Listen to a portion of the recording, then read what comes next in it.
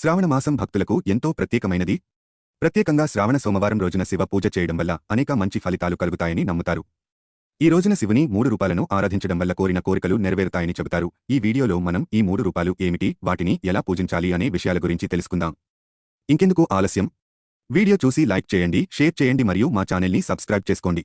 ఈ రోజున శివుని 3 ప్రధాన రూపాలను ఆరాధించడం ప్రత్యేక ఫలితాలను ఇస్తుందని నమ్ముతారు.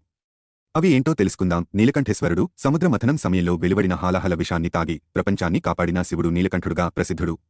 ఈ రోజు నీలకంఠేశ్వరుని పూజించడం వల్ల శత్రు భయాలు, అడ్డంకులు తొలగిపోతాయి. నటరాజుడు కళలకు, సృష్టికి అధిపతి అయిన నటరాజుడు శివుని మరో అద్భుత రూపం. ఈ రోజు నటరాజుని పూజించడం వల్ల సృజనాత్మకత పెరుగుతుంది, అడ్డంకులు తొలగిపోతాయి. మహామృత్యుంజయ స్వరూపం. శివుడు మహామృత్యుంజయ స్వరూపుడు. ఈ రూపం మృత్యుభయం నుండి విముక్తినిస్తుంది. శివుని ఈ రూపం అత్యంత శక్తివంతమైన దైగల రూపాలలో ఒకటిగా పరిగణించబడుతుంది. ఈ రూపాన్ని ఆరాధించడం వలన నయం కాని రోగాల నుంచి విముక్తి లభిస్తుంది, భయం తగ్గుతుంది,